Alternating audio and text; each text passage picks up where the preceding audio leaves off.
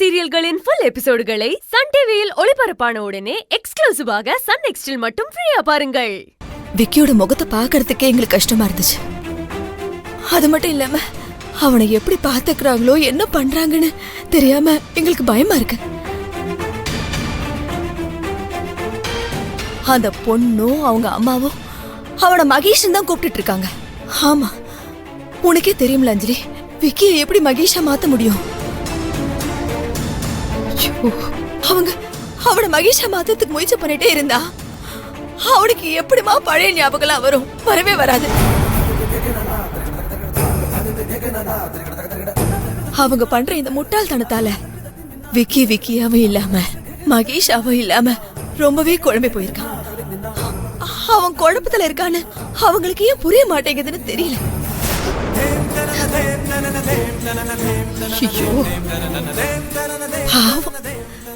ரெண்டு ஆபரேஷன் பண்ண உடம்பு வேற.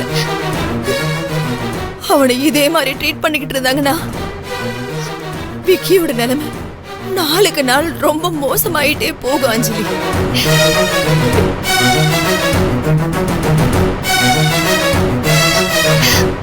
அத்தை, எங்க இருந்தாலும் விக்கி நல்லா இருக்கணும்னு தான் நான் விட்டு கொடுத்தேன். ஆனா நீங்க சொல்றதெல்லாம் பார்த்தா எனக்கு பயமா இருக்கு. எங்களுக்கும் பயமா தான் இருக்கு அஞ்சலி. அதனால தானமா சொல்றோம்.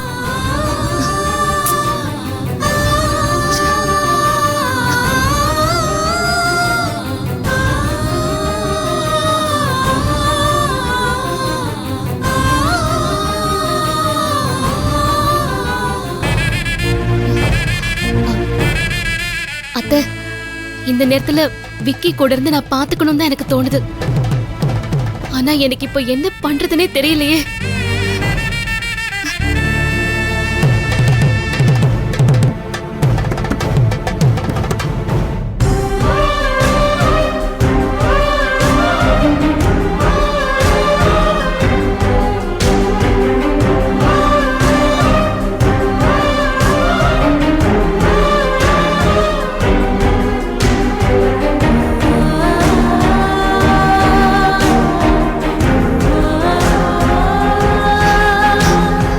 மாமா, நான் விக்கி கூட இருக்கிறதுக்கு ஏதாவது சான்ஸ் இருக்கா?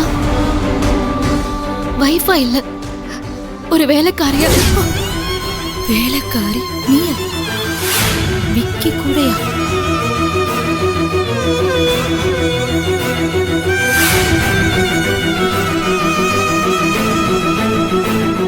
நான் அவர் கூட இருந்து அவரை பாத்துக்கிறேன். அவர் நெருங்க எந்த முயற்சியும் சத்தியமா எடுக்க மாட்டேன். அஞ்சலி, அவங்க என்ன வேலைக்காரியா வச்சுப்பாங்களா? விக்கிய நாங்க பாக்க போனதுக்கே இனி நீங்க வராதீங்கன்னு எங்களை விரட்டி அடிச்சவங்க உன்னை எப்படிமா வீட்டுக்குள்ள விடுவாங்க?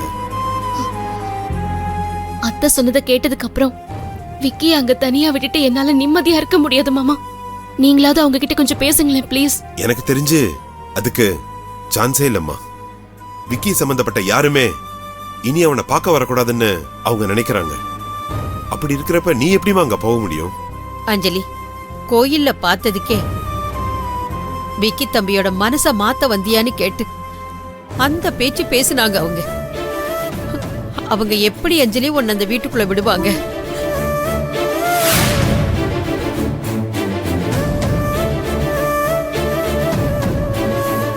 எனக்கு என்ன பண்றதுன்னு தெரியல.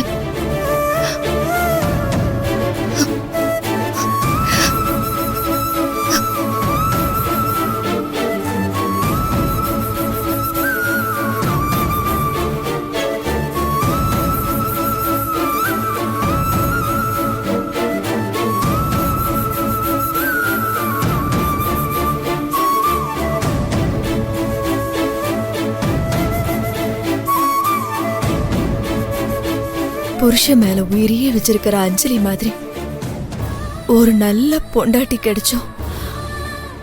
அவ கூட வாழறதுக்கு நம்ம விக்கிக்கு கொடுத்து வைக்கல. இந்த மாதிரி தங்கமான மருமக கிடைச்சோம்.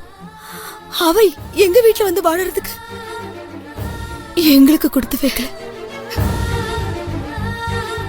ஆண்டவன் என்ன நினைச்சு இப்படி விளையாடுறான்னு ஒண்ணுமே புரியலையே. அஞ்சலியோட நிலைமை வேற யாருக்கும் வரக்கூடாது, வந்துடவே கூடாது.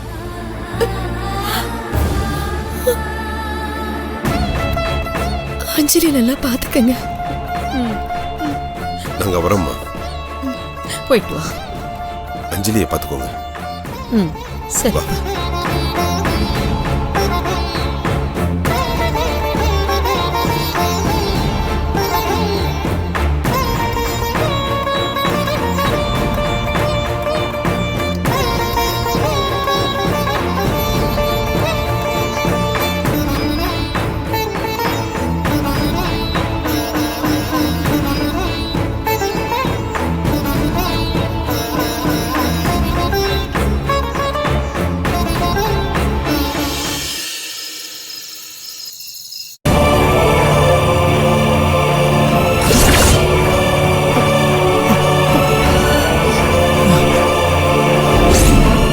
விக்கி, விக்கி எப்படி இருக்க விக்கி?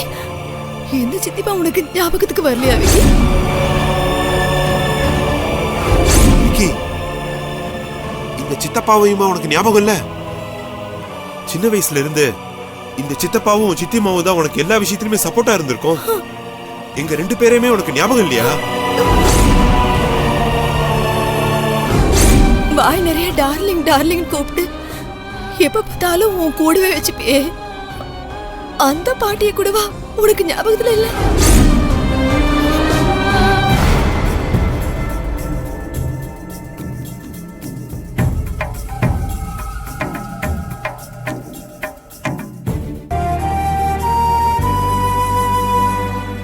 மகேஷ்,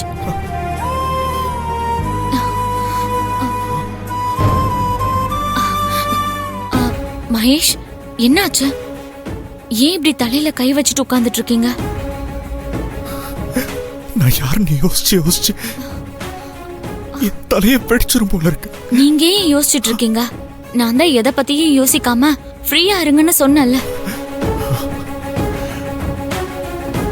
எப்போ உங்களுக்கு உங்களை பத்தி ஞாபகம் வருதோ அப்ப வரட்டும். இப்ப என்ன அவசரம்? என் நிலைமையில நீ இருந்து பார்த்தா தான் உனக்கு தெரியும். நான் யாருன்னே தெரியாம நான் எப்படி இருக்க முடியும்? என் பேர்ல இருந்து எல்லாமே ஒரு குழப்பமா இருக்கு. பேர்ல உங்களுக்கு என்ன குழப்பம்? நான் யாரு? விக்கியா, மகேஷா? நான் தான் உங்ககிட்ட சொன்னனே, உங்க பேரு மகேஷ், உங்க வீட்ல கூப்பிடுற நிக் நேம் விக்கி. விக்கின்னு கூப்பிட்டா கூட ஏதோ என்னதான் கூப்பிடுறாங்கிற ஃபீலிங் எனக்கு வருது.